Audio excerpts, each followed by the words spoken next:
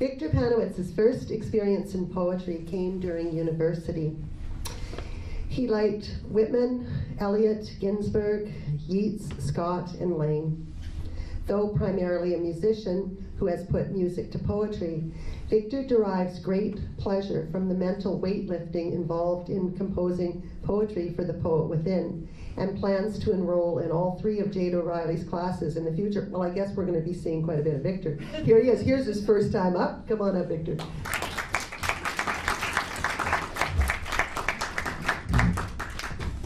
Hi. I'm going to read a poem that my fiance and I wrote, Kai Braun, she's sitting right over there. And it's a Samanka, and I can't remember anything about the form of it, but I guess it's, now that I've said that, it's coming back to me. It's 2 verses written by 2 different people. So she wrote one verse and I wrote the other verse, and it goes like this. Grieving your absence, I recline in my sorrow.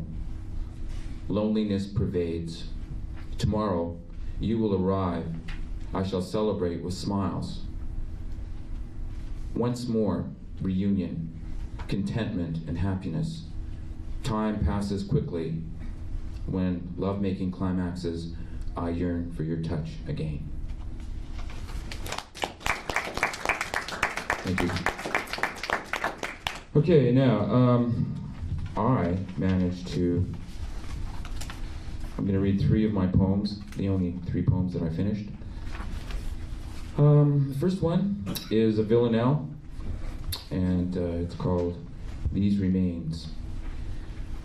From our mistakes we shall feel pain, for misadventures bear a cost, but we can learn from these remains.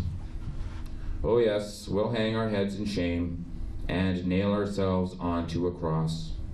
From our mistakes we should feel pain, but our failures are not in vain.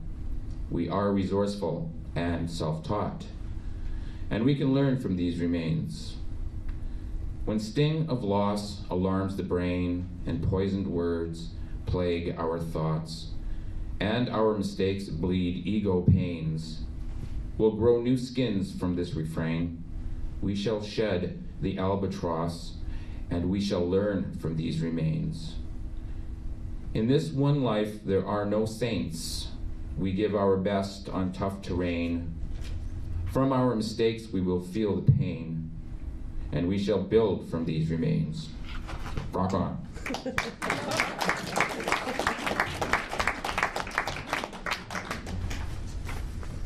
Okay, this next one took me the longest one to write. I started writing it, I think it's my Georgic, and I started writing this about, I think, when did we do the Georgic? 3rd week? Yep. Okay, well, I finished it last Thursday. So,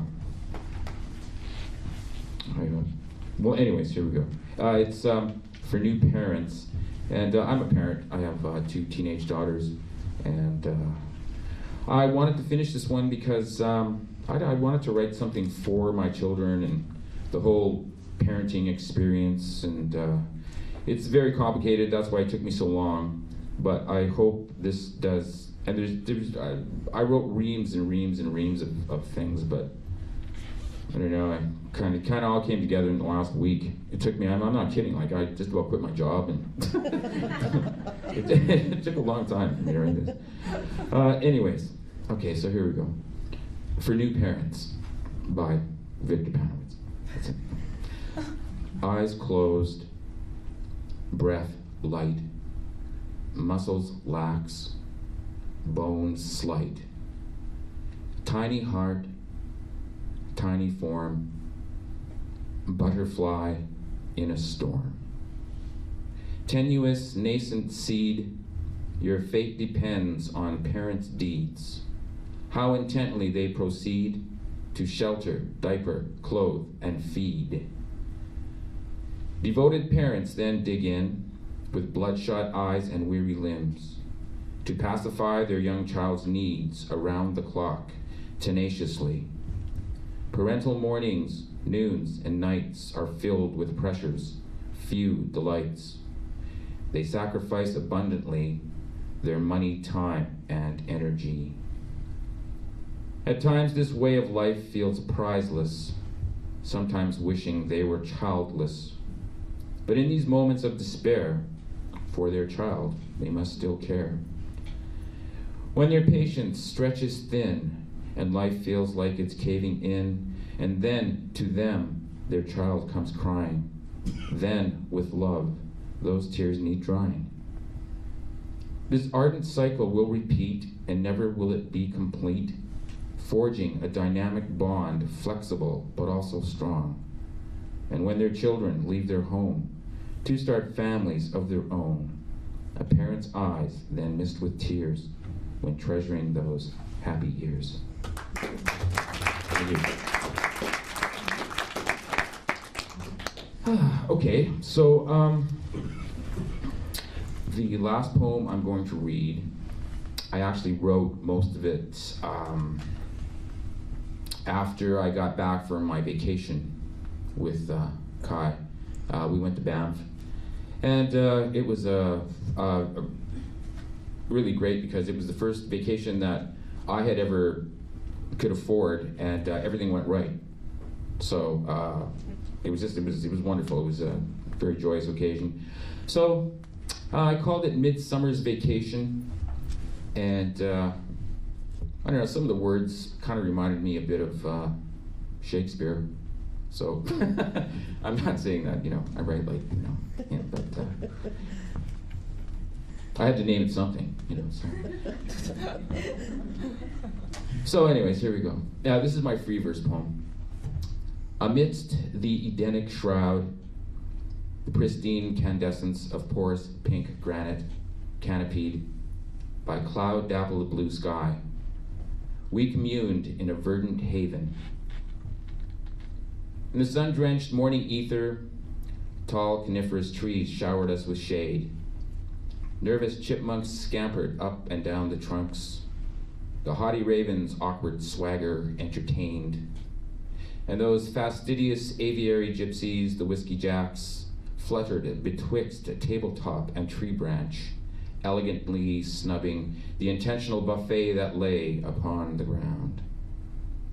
Upon rustic, prepared afternoon paths, we basked in serene strolls, our minds embracing sanctuary in the other's repose.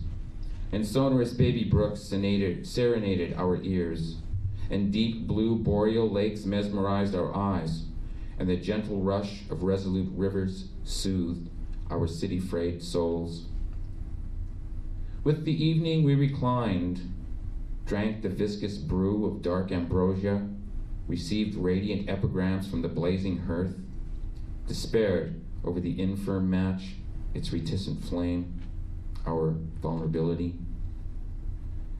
And while the soft, lazy, hazy glow and bright phoebic lights illumined the black velvet cosmos, we made love in our dollar store tent. Thank you.